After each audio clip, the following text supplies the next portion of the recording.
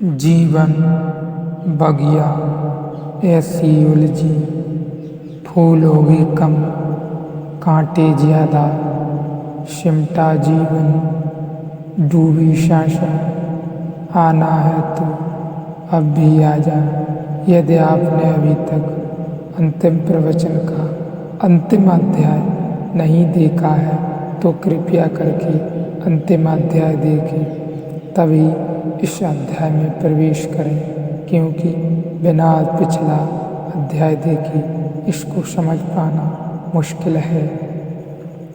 अमीर आदमी के पास कम से कम 2 मकान होने चाहिए, एक शहर में, एक बीच पर या पहाड़ पर। गरीब आदमी के पास एक ही मकान होता है। बस एक बार विचार भीतर पहुंचा देने की ज़रूरत है कि फिर आप दीवाने होने शुरू हो जाते हैं और सोचते हैं सदा आप यह कि यह मैं सोच रहा हूँ, यही धोखा है, यही धोखा है। यह बहुत समझने वाली बात है। मनोकाया शब्द निर्मित है, हम सब जानते हैं। नाम जप के संबंध में हमने बहुत कुछ सुना है, सबने जाना है, लोगों को करते भी देखते हैं, लेकिन आपको पता नहीं होगा नाम जप जो है वह एक सुरक्षा का उपाय है। अगर एक व्यक्ति रास्ते पर राम राम भीतर जपता हुआ गुजरे तो दूसरे शब्द उसके भीतर प्रवेश नहीं कर पाएंगे, क्योंकि शब्द प्रवेश के लिए अंतराल चाहिए, खाली जगह चाहिए। एक आदमी 24 घंटे अगर भीतर राम राम जप करता रहे, बुहारी लगाता हो, भीतर राम राम चलता हो, खाना खाता हो, भीतर राम राम चलता हो, दुकान जाता हो, राम राम चलता हो, भीतर किसी से बात भी करता हो तो भी भीतर राम राम चलता हो, तो उसने एक प्रोटेक्टिव मेयर खड़ा कर लिया है। अब आप हर कुछ उसके भीतर नहीं डाल सकते, अब आप सब कुछ उसके भीतर नहीं डाल सकते। अब एक सघन परत उसके भीतर राम की दीवार खड़ी है।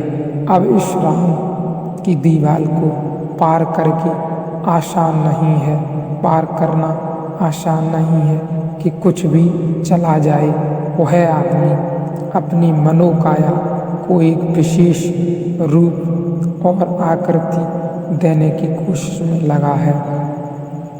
और बड़े मज़े की बात है कि यह राम की जो दीवार अगर खड़ी हो जाए तो इसमें से अगर कभी कुछ प्रवेश करेगा तो वह प्रवेश वही चीज़ कर पाएगी जो राम की धारणा से तालमेल खा सके, अन्यथा नहीं कर पाएगी। एक लगाव चाहिए तो भीतर प्रवेश है, प्रवेश हो जाएगी। जैसे अगर कोई ऐसे आदमी के पास जोर से कहे रावण तो दीवार से टकराकर शब्द वापस लौट जाएगा, और कोई कहे सीता तो भीतर प्रवेश कर जाएगा। यह जो परत है यह अब अपने अनुकूल जो है उसे गति दे देगी और प्रतिकूल जो है उसे रोक देगी, और यह व्यक्ति अपने भीतर की मनोकाया का एक अर्थों में मालिक होना शुरू हो जाएगा। जिसको द्वार देना होगा देगा, जिसको द्वार नहीं देना होगा नहीं देगा। और अगर हम अपने मन के भी मालिक नहीं हैं तो हम फिर किस बात के मालिक हैं? हो भी नहीं सकती, फिर किस बात के मालिक हो सकते हैं? यह जो मन है यह हमारा तो करीब करीब विक्षिप्त है, क्योंकि हम विरोधी चीज़ों को मन के एक साथ ले जा रहे हैं। अनंत विरोधी चीज़ों को लोग कहते हैं बड़ा चित्त बेचैन है, बड़ा चित्त बेचैन है, विभ्रम में है, कन्फ्यूजन में है। बड़ी हैरानी है कि बात है कि वे इसको समझते हैं कि यह कोई बीमारी है जिसको ठीक करना पड़े। यह आपकी साधना है। आप 24 घंटे साध रहे हैं इसे। आप समस्त तरह के विरोधी विचारों को भी भीतर ले जा रहे हैं। एक विचार भीतर डालते हैं, उसका विरोधी भी भीतर डाल लेते हैं। उन दोनों के भीतर बेचैनी है, एक ध्रुवीयता है। वे दोनों एक दूसरे के साथ संघर्ष करते हैं और आप संघर्ष में पड़ जाते हैं। आप संघर्ष में नहीं हैं, आपके भीतर के विचार संघर्ष में हैं और अनंत विचार हैं भीतर, और अनंत विचारों के बीच बड़ा संघर्ष है। कोई पूरब जाना चाहता है, कोई पश्चिम जाना चाहता है, कोई कहीं जाना ही नहीं चाहता। इन सब के भीतर भारी संघर्ष है और आपकी हालत करीब करीब वैसी है जैसे किसी बैलगाड़ी में हमने चारों तरफ बैल बांध दिए हों। कभी बैलगाड़ी 2 इंच पूरब सरक जाती है, कभी 2 इंच पश्चिम सरक जाती है। जब जहाँ के बैल जरा ताकतवर पड़ जाते हैं या जब जहाँ के बैल आलस खा जाते हैं, लेकिन यह कशमश चलती रहती है और बैलगाड़ी कहीं पहुंच नहीं सकती। आखिर में उसके अस्थिपंजर बिखर जाएंगे और कुछ होने वाला नहीं है। हम सब ऐसी हालत में हैं। एक आंतरिक विभूषण विडंबना है। एक व्यक्ति मेरे पास अभी आए, उन्होंने कहा कि संतोष चाहिए जीवन में, लेकिन मैं किसी पर विश्वास नहीं कर सकता तो आपके पास आया हूँ। विश्वास मेरा आप पर बिल्कुल नहीं है। कोई संतोष का रास्ता बताएं। मैंने उनसे कहा मैं रास्ता बताऊंगा, लेकिन विश्वास तो उस पर आपको आएगा नहीं। तो मैंने उनसे कहा तुम संतोष खोजना छोड़ दो।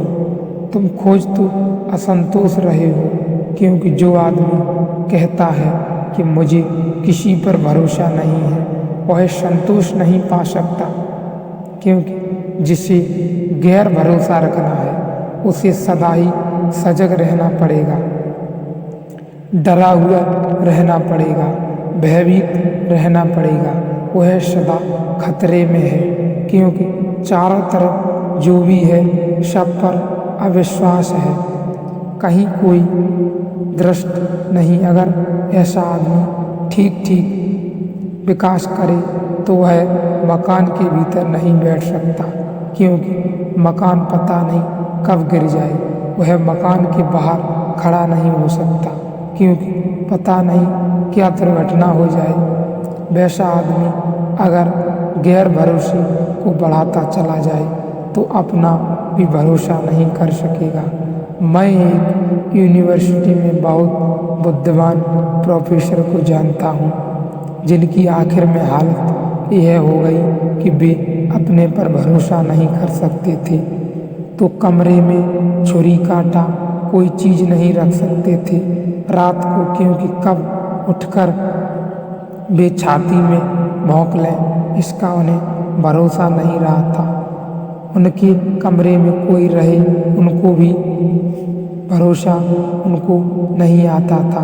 असल में जो व्यक्ति किसी पर भरोसा नहीं करता, अंत में वह खुद पर भी भरोसा नहीं कर सकता, और ऐसे में फिर ऐसे व्यक्ति के लिए संतोष की संभावना तो बिल्कुल ही नहीं है। संतोष की संभावना तो है ही नहीं बिल्कुल भी।